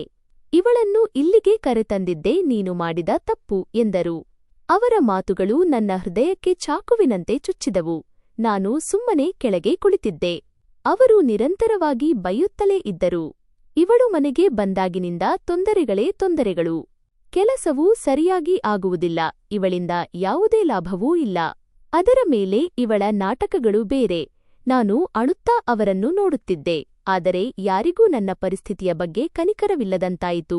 ನಾನು ಗರ್ಭಿಣಿಯಾಗಿದ್ದೆ. ನನ್ನ ಆರೋಗ್ಯ ಸರಿಯಿರಲಿಲ್ಲ. ನಾನು ಬೆಳಗಿನಿಂದ ವಿರಾಮವಿಲ್ಲದೆ ಕೆಲಸ ಮಾಡುತ್ತಿದ್ದೆ. ಆದರೆ ಯಾರಿಗೂ ಅದರಿಂದ ವ್ಯತ್ಯಾಸವಾಗುತ್ತಿರಲಿಲ್ಲ. ರಾಹುಲ್ನ ಅಣ್ಣನೂ ಕೋಪದಿಂದ ನನ್ನನ್ನೇ ದಿಟ್ಟಿಸುತ್ತಿದ್ದರೂ ಎಲ್ಲವೂ ನನ್ನದೇ ತಪ್ಪೆಂಬಂತೆ. ಆ ಕ್ಷಣ ನನಗೆ ಮೊದಲ ಬಾರಿಗೆ ಅರಿವಾಯಿತು, ನಿಜಕ್ಕೂ ಈ ಮನೆಯಲ್ಲಿ ನನ್ನ ಸ್ಥಾನವಿಲ್ಲ ಎಂದು. ನಾನು ಅವರಿಗೆ ಕೇವಲ ಒಂದು ಹೊರೆ. ರಾಹುಲ್ ಹೋದ ನಂತರ ಯಾರೂ ನನ್ನನ್ನು ಒಪ್ಪಿಕೊಳ್ಳಲು ಬಯಸುತ್ತಿರಲಿಲ್ಲ. ಎಲ್ಲರೂ ಕೇವಲ ಉಪಕಾರ ಮಾಡುತ್ತಿದ್ದೇವೆ ಎಂದು ತೋರಿಸುತ್ತಿದ್ದರು. ನನ್ನ ಹೃದಯ ಪೂರ್ತಿ ಒಡೆದು ಹೋಗಿತ್ತು.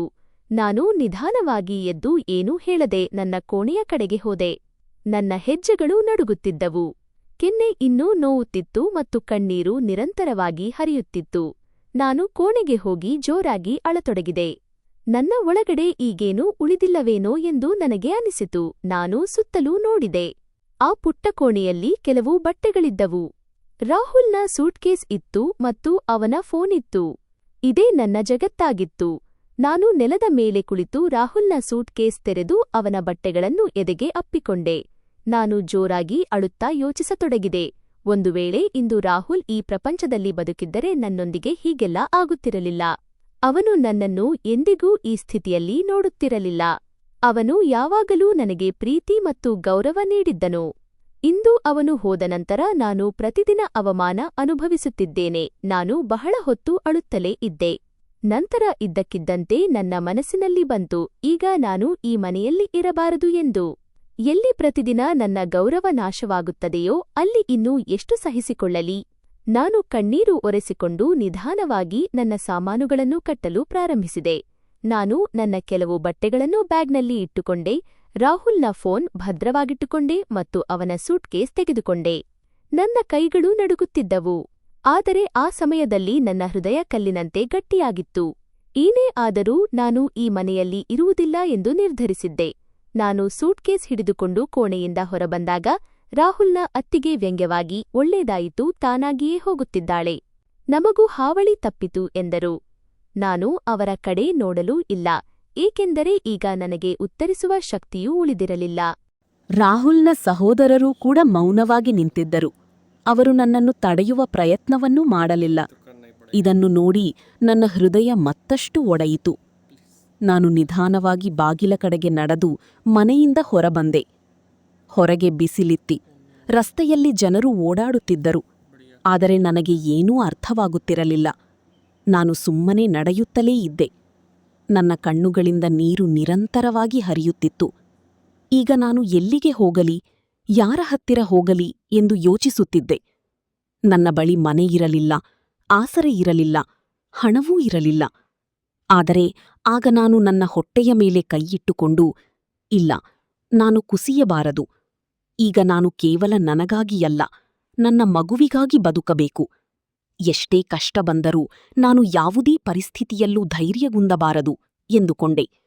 ಏಕೆಂದರೆ ಈಗ ನನ್ನ ಗರ್ಭದಲ್ಲಿ ರಾಹುಲ್ನ ಕೊನೆಯ ಕುರುಹು ಬೆಳೆಯುತ್ತಿದೆ ಮತ್ತು ಅದಕ್ಕಾಗಿ ನಾನು ಎಂತಹ ನೋವನ್ನಾದರೂ ಸಹಿಸಬೇಕು. ಸೂಟ್ಕೇಸ್ ಹಿಡಿದು ನಾನು ರಸ್ತೆಯಲ್ಲಿ ನಿಧಾನವಾಗಿ ನಡೆಯುತ್ತಿದ್ದೆ.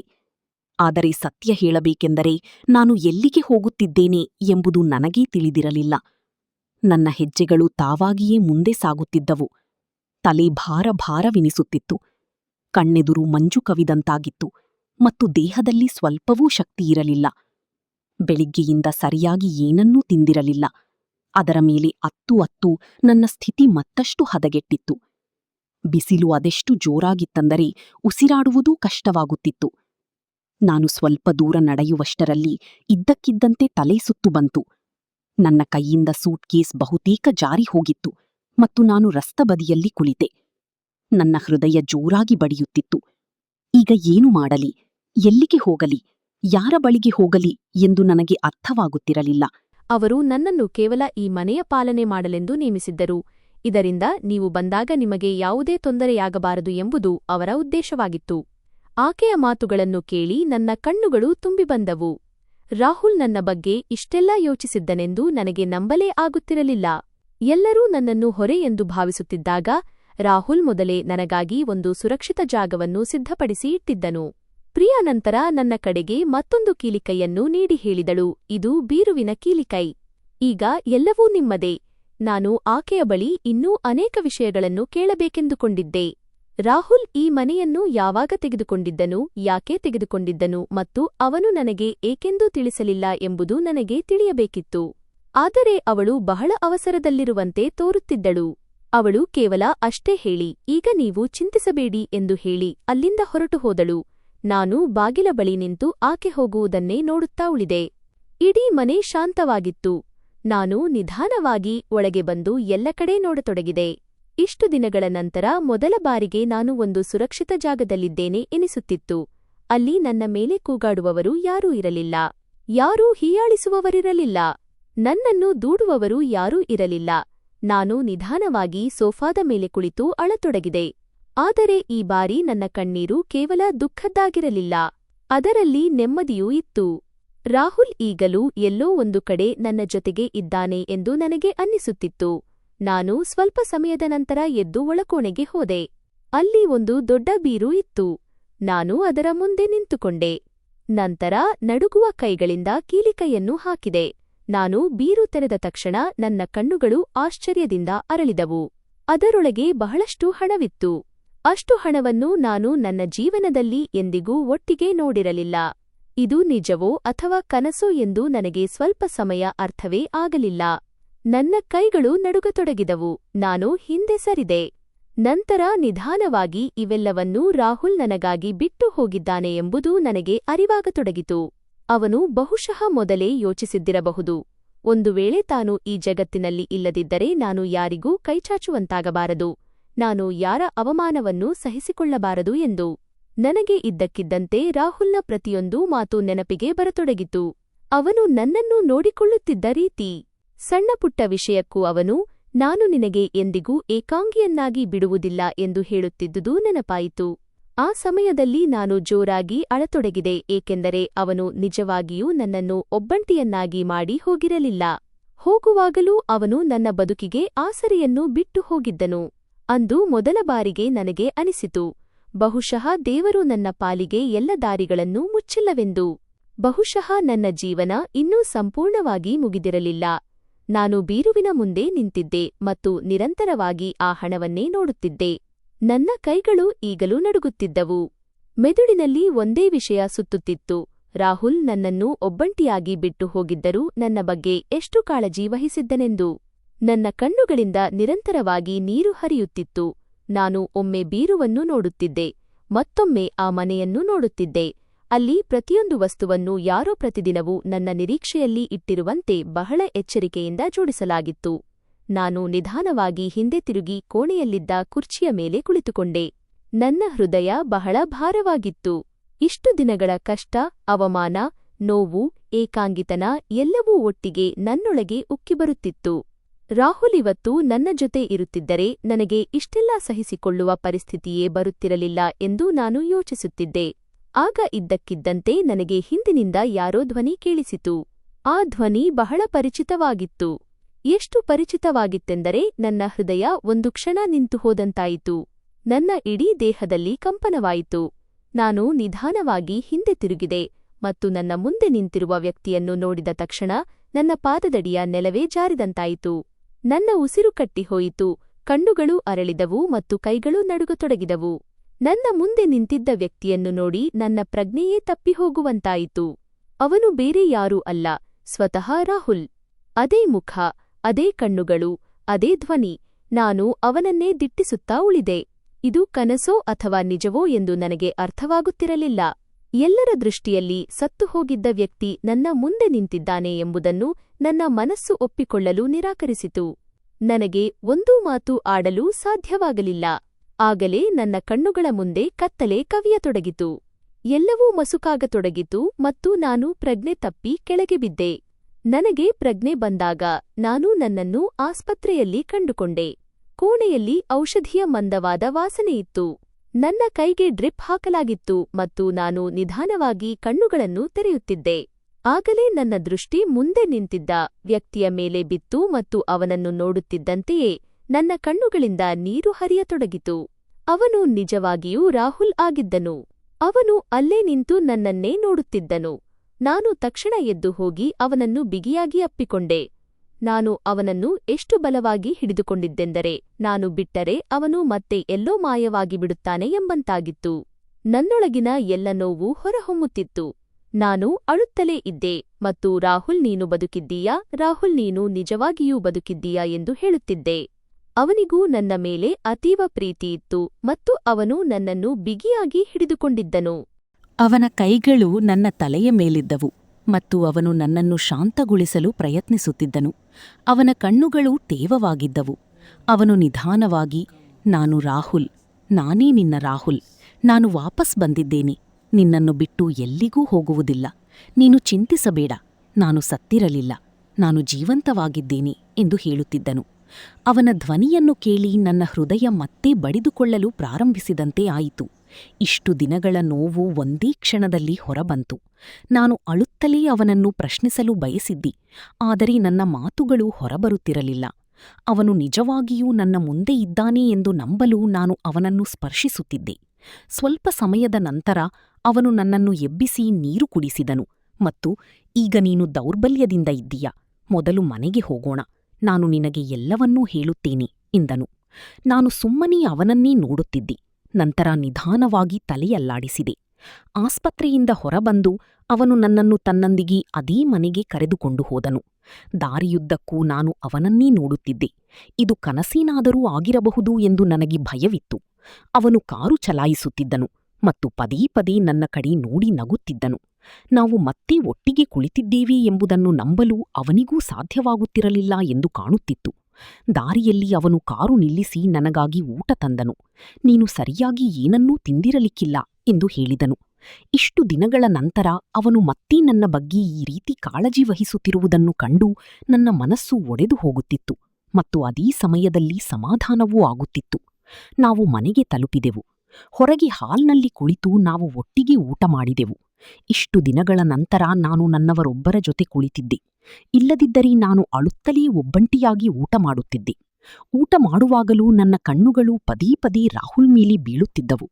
ಅವನು ನನ್ನ ಮುಂದೆ ಕುಳಿತಿದ್ದಾನೆ ಎಂಬುದನ್ನು ನನಗೆ ಇನ್ನೂ ನಂಬಲಾಗುತ್ತಿರಲಿಲ್ಲ. ಊಟ ಮುಗಿದ ನಂತರ ನಾವು ಸೋಫಾದ ಮೇಲೆ ಕುಳಿತೆವು.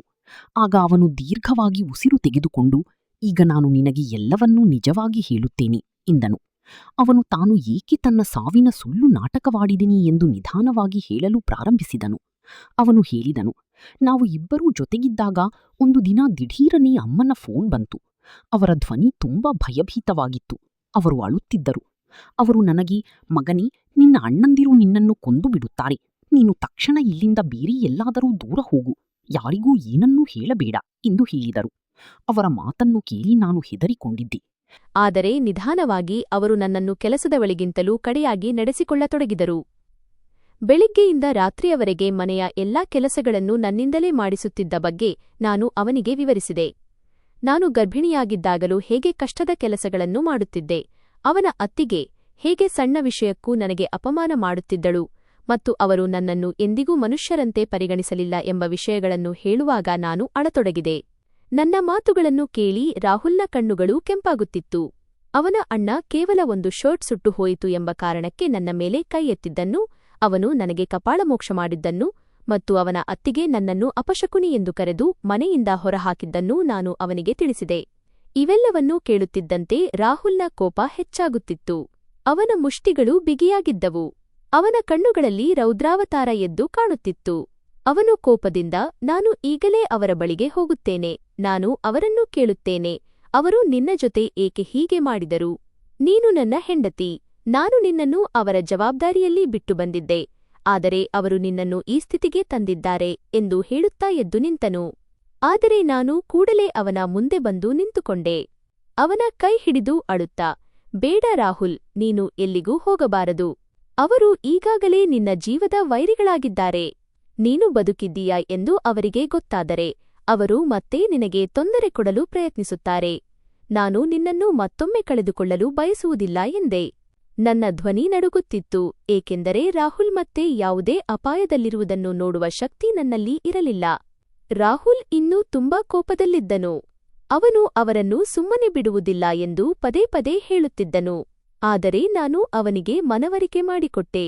ಆಸ್ತಿಪಾಸ್ತಿಯ ಆಸೆಯಲ್ಲಿ ತಮ್ಮ ಸ್ವಂತ ಸಹೋದರನನ್ನೇ ಕೊಲ್ಲಲು ಯೋಚಿಸುವವರು ಎಷ್ಟು ಕೆಳಮಟ್ಟಕ್ಕಾದರೂ ಇಳಿಯಬಹುದು ಎಂದು ನಾನು ಅವನಿಗೆ ವಿವರಿಸಿದೆ.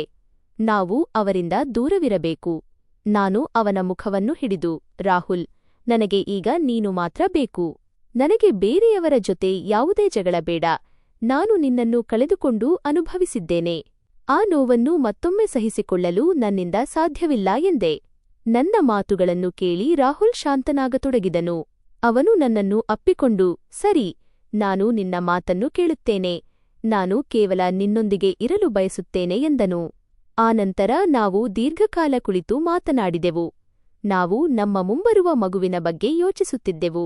ಹೊಸ ಜೀವನದ ಕನಸು ಕಾಣುತ್ತಿದ್ದೆವು. ರಾಹುಲ್ ತಂದೆ ತಾಯಿ ಎಲ್ಲ ಫ್ಯಾಕ್ಟರಿಗಳು ಮತ್ತು ಭೂಮಿಯನ್ನು ರಹಸ್ಯವಾಗಿ ಅವನ ಹೆಸರಿಗೆ ಬರೆದುಕೊಟ್ಟಿದ್ದರು ಮತ್ತು ಅವನ ಬಳಿ ಸಾಕಷ್ಟು ಹಣವಿತ್ತು ಎಂದು ತಿಳಿಸಿದನು. ಇನ್ನು ಮುಂದೆ ನಾವು ಯಾರಿಗೂ ಕೈಚಾಚುವ ಅಗತ್ಯವಿಲ್ಲ. ನಾವು ಎಲ್ಲಿ ಬೇಕಾದರೂ ನಮ್ಮ ಹೊಸ ಜೀವನವನ್ನು ಪ್ರಾರಂಭಿಸಬಹುದು ಎಂದನು. ನಾನು ಅವನಿಗೆ, ನಾವು ಇಲ್ಲಿಂದ ತುಂಬಾ ದೂರ ಹೋಗೋಣ.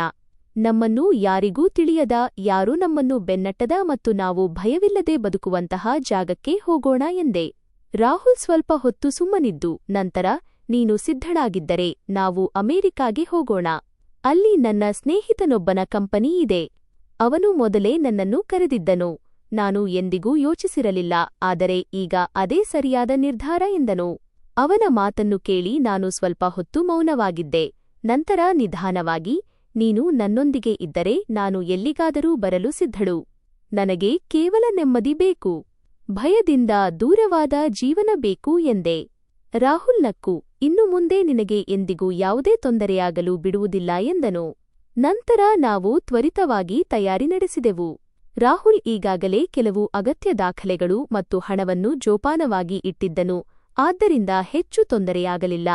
ನಾವು ಯಾರಿಗೂ ಹೇಳದೆ ಅಲ್ಲಿಂದ ಹೊರಡಲು ನಿರ್ಧರಿಸಿದೆವು, ಏಕೆಂದರೆ ಅವನ ಅಣ್ಣಂದಿರಿಗೆ ನಮ್ಮ ಸುಳಿವು ಸಿಗುವುದು ನಮಗೆ ಇಷ್ಟವಿರಲಿಲ್ಲ. ಕೆಲವು ದಿನಗಳ ನಂತರ ನಾವು ಭಾರತವನ್ನು ಬಿಟ್ಟು ಅಮೆರಿಕಾಗೆ ತೆರಳಿದೆವು. ನಾನು ಮೊದಲ ಬಾರಿಗೆ ವಿಮಾನದಲ್ಲಿ ಕುಳಿತಾಗ ನನ್ನ ಮನಸ್ಸಿನಲ್ಲಿ ಭಯ ಮತ್ತು ಭರವಸೆ ಎರಡೂ ಇದ್ದವು. ನಾನು ಕಿಟಕಿಯ ಹೊರಗೆ ನೋಡುತ್ತಾ ಜೀವನ ನನ್ನನ್ನು ಎಷ್ಟು ಅಳಿಸಿದೆ ಎಂದು ಯೋಚಿಸುತ್ತಿದ್ದೆ, ಆದರೆ ಬಹುಶಃ ಈಗ ನನ್ನ ಪಾಲಿಗೆ ಸಂತೋಷ ಕಾದಿರಬಹುದು ಎಂದುಕೊಂಡೆ. ರಾಹುಲ್ ಇಡೀ ಪ್ರಯಾಣದುದ್ದಕ್ಕೂ ನನ್ನ ಕೈ ಹಿಡಿದುಕೊಂಡಿದ್ದನು. ಅವನು ಈಗ ಎಲ್ಲವೂ ಸರಿಯಾಗುತ್ತದೆ ಎಂದು ನನಗೆ ಭರವಸೆ ನೀಡುತ್ತಿದ್ದನು. ಅಮೆರಿಕ ತಲುಪಿದ ನಂತರ ಆರಂಭದಲ್ಲಿ ನನಗೆ ತುಂಬಾ ವಿಚಿತ್ರವೆನಿಸಿತು. ಎಲ್ಲವೂ ಹೊಸದಾಗಿತ್ತು. ಹೊಸ ಜಾಗ, ಹೊಸ ಜನರು, ಹೊಸ ಭಾಷೆ. ಆದರೆ ರಾಹುಲ್ ಪ್ರತಿ ಹೆಜ್ಜೆಯಲ್ಲೂ ನನ್ನೊಂದಿಗಿದ್ದನು. ಅವನು ನನಗೆ ಎಂದಿಗೂ ಒಂಟಿತನ ಕಾಡದಂತೆ ನೋಡಿಕೊಂಡನು. ನಾವು ಒಂದು ಚಿಕ್ಕ ಆದರೆ ಸುಂದರವಾದ ಮನೆಯನ್ನು ಮಾಡಿಕೊಂಡೆವು. ಮನೆ ಚಿಕ್ಕದಾಗಿದ್ದರೂ ಅಲ್ಲಿ ನೆಮ್ಮದಿಯಿತ್ತು. ಅಲ್ಲಿ ನನಗೆ ಅಪಮಾನ ಮಾಡುವವರು ಯಾರೂ ಇರಲಿಲ್ಲ. ಬೆಳಿಗ್ಗೆ ನಾನು ರಾಹುಲ್ ಜೊತೆ ಚಹಾ ಕುಡಿಯುತ್ತಿದ್ದೆ. ನಂತರ ನಾವು ಒಟ್ಟಿಗೆ ಅಡುಗೆ ಮಾಡುತ್ತಿದ್ದೆವು. ಕೆಲವೊಮ್ಮೆ ಹೊರಗೆ ಸುತ್ತಾಡಲು ಹೋಗುತ್ತಿದ್ದೆವು. ಕೆಲವೊಮ್ಮೆ ಮಗುವಿಗಾಗಿ ಸಣ್ಣಪುಟ್ಟ ವಸ್ತುಗಳನ್ನು ಖರೀದಿಸುತ್ತಿದ್ದೆವು. ನಿಧಾನವಾಗಿ ನನ್ನ ಜೀವನ ಬದಲಾಗತೊಡಗಿತು. ನಾನು ಮತ್ತೆ ನಗುವುದನ್ನು ಕಲಿಯುತ್ತಿದ್ದೆ. ರಾಹುಲ್ ಮೊದಲಿನಕ್ಕಿಂತ ಹೆಚ್ಚಾಗಿ ನನ್ನನ್ನು ನೋಡಿಕೊಳ್ಳುತ್ತಿದ್ದನು. ಅವನು ನನಗೆ ವಿಶ್ರಾಂತಿ ಪಡೆಯಲು ಹೇಳುತ್ತಿದ್ದನು, ಸಮಯಕ್ಕೆ ಸರಿಯಾಗಿ ಔಷಧಿ ನೀಡುತ್ತಿದ್ದನು ಮತ್ತು ಪ್ರತಿ ರಾತ್ರಿ ನನ್ನ ಹೊಟ್ಟೆಯ ಮೇಲೆ ಕೈಯಿಟ್ಟು ನಮ್ಮ ಮಗುವಿನೊಂದಿಗೆ ಮಾತನಾಡುತ್ತಿದ್ದನು. ಅವನನ್ನು ನೋಡಿ ಬಹುಶಃ ದೇವರು ನನ್ನ ಎಲ್ಲಾ ನೋವುಗಳ ನಂತರ ನನಗೆ ಈ ಸಂತೋಷವನ್ನು ನೀಡಿದ್ದಾನೆ ಎಂದು ಅನಿಸುತ್ತಿತ್ತು. ಕೆಲವು ತಿಂಗಳ ನಂತರ ನಾನು ಒಂದು ಸುಂದರ ಮಗುವಿಗೆ ಜನ್ಮ ನೀಡಿದೆ. ರಾಹುಲ್ ಮೊದಲ ಬಾರಿಗೆ ಆ ಮಗುವನ್ನು ಎತ್ತಿಕೊಂಡಾಗ ಅವನ ಕಣ್ಣುಗಳಲ್ಲಿ ನೀರು ತುಂಬಿತ್ತು. ಅವನು ನನ್ನತ್ತ ನೋಡಿ, ಈಗ ನಮ್ಮ ಜೀವನ ಪರಿಪೂರ್ಣವಾಯಿತು ಎಂದನು. ಖುಷಿ ಎಂಬ ಹೆಸರನ್ನು ನಾವು ನಮ್ಮ ಮಗಳಿಗೆ ಇಟ್ಟೆವು. ಆ ದಿನ ನನಗೆ ಮೊದಲ ಬಾರಿಗೆ ಅನಿಸಿದ್ದು ಏನೆಂದರೆ, ನೋವು ಯಾವಾಗಲೂ ಶಾಶ್ವತವಲ್ಲ. ಒಂದು ದಿನ ಖುಷಿಯು ಮರಳಿ ಬರುತ್ತದೆ. ನಾವಿಬ್ಬರೂ ಅಲ್ಲಿ ನಮ್ಮ ಪುಟ್ಟ ಆದರೆ ತುಂಬಾ ಸುಂದರವಾದ ಜೀವನವನ್ನು ನಡೆಸತೊಡಗಿದೆವು. ರಾಹುಲ್ ತನ್ನ ಕಂಪನಿಯನ್ನು ನೋಡಿಕೊಳ್ಳುತ್ತಿದ್ದನು. ನಾನು ಮನೆ ಮತ್ತು ಮಗಳನ್ನು ನೋಡಿಕೊಳ್ಳುತ್ತಿದ್ದೆ. ಸಂಜೆ ನಾವಿಬ್ಬರೂ ನಮ್ಮ ಮಗಳೊಂದಿಗೆ ಕುಳಿತು ಊಟ ಮಾಡುತ್ತಿದ್ದೆವು, ಹರಟೆ ಹೊಡೆಯುತ್ತಿದ್ದೆವು. ಅಂದು ನಾನು ಕುಸಿದು ಹೋಗಿದ್ದರೆ, ಬದುಕುವ ಭರವಸೆಯನ್ನು ಕಳೆದುಕೊಂಡಿದ್ದರೆ, ಬಹುಶಃ ಈ ಖುಷಿಯನ್ನು ಕಾಣಲು ಸಾಧ್ಯವಾಗುತ್ತಿರಲಿಲ್ಲ ಎಂದು ಆಗಾಗ್ಗೆ ಅನಿಸುತ್ತಿತ್ತು. ಈಗ ನನ್ನ ಜೀವನದಲ್ಲಿ ಭಯ ಕಡಿಮೆಯಾಗಿ ನೆಮ್ಮದಿ ಹೆಚ್ಚಾಗಿತ್ತು ಮತ್ತು ಇಷ್ಟು ವರ್ಷಗಳ ನಂತರ ನಾನು ನಿಜವಾಗಿಯೂ ಸಂತೋಷವಾಗಿದ್ದೇನೆ ಎಂದು ಅನಿಸುತ್ತಿತ್ತು. ನಮ್ಮಿಬ್ಬರ ಜೀವನ ಈಗ ತುಂಬಾ ನೆಮ್ಮದಿಯಿಂದ ಸಾಗಿತ್ತು. ರಾಹುಲ್ ಮತ್ತು ನಾನು ನಮ್ಮ ಮಗಳೊಂದಿಗೆ ಪ್ರತಿದಿನ ಸಂತೋಷದಿಂದಿದ್ದೆವು. ಬೆಳಗಾದರೆ ಮನೆಯಲ್ಲಿ ಅವಳ ನಗು ಪ್ರತಿಧ್ವನಿಸುತ್ತಿತ್ತು ಮತ್ತು ರಾತ್ರಿ ನಾವಿಬ್ಬರೂ ಜೊತೆಯಾಗಿ ಕುಳಿತು ಊಟ ಮಾಡುತ್ತಿದ್ದೆವು. ಜೀವನವು ನಿಜಕ್ಕೂ ಒಂದು ಹೊಸ ಆರಂಭದಂತೆ ಭಾಸವಾಗುತ್ತಿತ್ತು. ಆ ಎಲ್ಲಾ ಹಳೆಯ ನೋವುಗಳು ನಿಧಾನವಾಗಿ ಹಿಂದೆ ಉಳಿದಿದ್ದವು ಮತ್ತು ನಾನು ಮತ್ತೆ ಬದುಕುತ್ತಿದ್ದೇನೆ ಎಂದು ನನಗೆ ಅನಿಸುತ್ತಿತ್ತು. ಒಂದು ದಿನ ಇದ್ದಕ್ಕಿದ್ದಂತೆ ರಾಹುಲ್ನ ಫೋನ್ಗೆ ಅವನ ತಂದೆಯ ಕರೆಯೊಂದು ಬಂತು. ಆ ಧ್ವನಿಯಲ್ಲಿ ಬಹಳ ನೋವು ಮತ್ತು ಆಯಾಸ ಎದ್ದು ಕಾಣುತ್ತಿತ್ತು. ಅವರು ತುಂಬಾ ನೊಂದಿದ್ದರು ಮತ್ತು ಹೇಳುತ್ತಿದ್ದರು, ಮಗನೇ, ನಮ್ಮಿಂದ ಇನ್ನು ಸಹಿಸಲು ಸಾಧ್ಯವಿಲ್ಲ. ನಿನ್ನ ಇಬ್ಬರೂ ಸಹೋದರರು ನಮ್ಮನ್ನು ಮನೆಯಿಂದ ಹೊರಹಾಕಿದ್ದಾರೆ. ನಮ್ಮನ್ನು ವೃದ್ಧಾಶ್ರಮಕ್ಕೆ ಸೇರಿಸಿದ್ದಾರೆ. ಈಗ ನಾವು ಒಬ್ಬಂಟಿಯಾಗಿದ್ದೇವೆ, ಏನು ಮಾಡಬೇಕೆಂದು ತಿಳಿಯುತ್ತಿಲ್ಲ. ನಮ್ಮ ಕೊನೆಯ ಭರವಸೆ ನೀನೇ. ಈ ಮಾತು ಕೇಳಿ ರಾಹುಲ್ ಒಂದು ಕ್ಷಣ ಮೌನವಾದನು. ಅವನ ಮುಖದಲ್ಲಿ ಕೋಪ ಮತ್ತು ದುಃಖ ಎರಡೂ ಇದ್ದವು, ಏಕೆಂದರೆ ಅವನನ್ನು ಸಾಕಿ ಸಲಹಿದ ತಂದೆ ಇಷ್ಟು ಅಸಹಾಯಕರಾಗಿದ್ದನ್ನು ನೋಡುವುದು ಅವನಿಗೆ ನೋವು ತಂದಿತ್ತು. ರಾಹುಲ್ ತಡಮಾಡದೆ, ತಂದೆಯೇ, ನೀವು ಚಿಂತಿಸಬೇಡಿ, ನಾನು ಇಲ್ಲಿದ್ದೇನೆ, ನಾನು ಎಲ್ಲವನ್ನೂ ವ್ಯವಸ್ಥೆ ಮಾಡುತ್ತೇನೆ. ನೀವು ಅಲ್ಲೇ ಇರಿ, ನಾನು ನಿಮ್ಮ ಅಮೆರಿಕದ ಟಿಕೆಟ್ ಮತ್ತು ವೀಸಾಗೆ ವ್ಯವಸ್ಥೆ ಮಾಡುತ್ತಿದ್ದೇನೆ. ಈಗ ನೀವು ಒಬ್ಬಂಟಿಯಾಗಿರುವುದಿಲ್ಲ ಎಂದನು. ನಾನು ಪಕ್ಕದಲ್ಲೇ ನಿಂತು ಎಲ್ಲವನ್ನೂ ಕೇಳುತ್ತಿದ್ದೆ.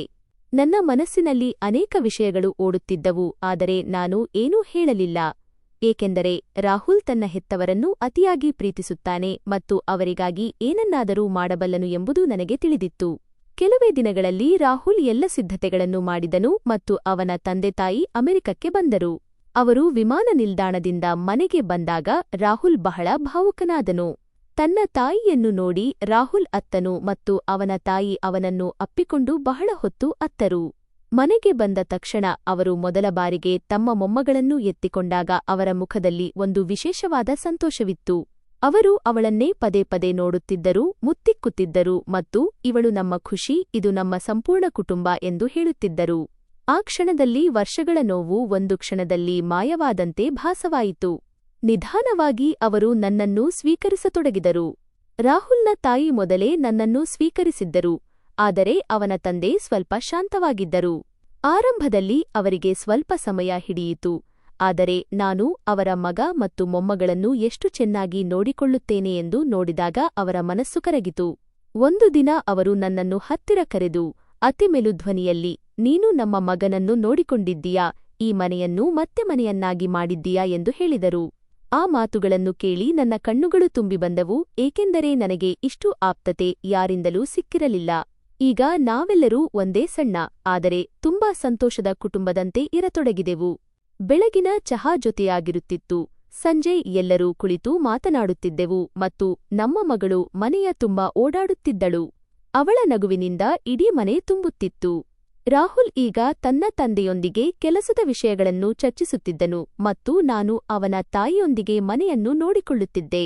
ನಿಧಾನವಾಗಿ ಎಂದೋ ನೋವಿನಿಂದ ಕೂಡಿದ್ದ ಆ ಮನೆ ಈಗ ಪ್ರೀತಿಯಿಂದ ತುಂಬಿತ್ತು. ಜೀವನವು ನನ್ನನ್ನು ಎಷ್ಟು ಮುರಿದಿತ್ತೋ ಅಷ್ಟೇ ನನ್ನನ್ನು ಬೆಸೆಯಿತು ಮತ್ತು ಅಂತಿಮವಾಗಿ ನಾನು ನಿಜವಾಗಿಯೂ ನನ್ನ ಕುಟುಂಬದೊಂದಿಗೆ ಸಂತೋಷವಾಗಿರುವ ಆ ಸ್ಥಳವನ್ನು ತಲುಪಿದೆ. ಸ್ನೇಹಿತರೆ, ನಮ್ಮ ಕಥೆ ನಿಮಗೆ ಇಷ್ಟವಾಗಿದೆ ಎಂದು ಭಾವಿಸುತ್ತೇನೆ. ಕಥೆ ಇಷ್ಟವಾಗಿದ್ದರೆ ವಿಡಿಯೋವನ್ನು ಲೈಕ್ ಮಾಡಿ, ಚಾನೆಲ್ಗೆ ಹೊಸಬರಾಗಿದ್ದರೆ ಸಬ್ಸ್ಕ್ರೈಬ್ ಮಾಡಿ ಮತ್ತು ಹೌದು, ಮುಂದಿನ ಅಪ್ಡೇಟ್ ಮೊದಲು ಸಿಗಲು ನೋಟಿಫಿಕೇಶನ್ ಬೆಲ್ ಅನ್ನು ಒತ್ತಲು ಮರೆಯದಿರಿ.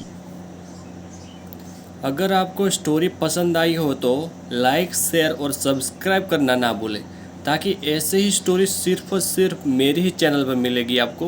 बाकी कोई भी चैनल पे आपको ऐसी स्टोरी देखने को नहीं मिलेगी. इसलिए आपको इस चैनल को भूलना जाओ, इसलिए आप चैनल को सब्सक्राइब कर दो और इस वीडियो को लाइक कर दो. Thank you. मिलते हैं नेक्स्ट स्टोरी में.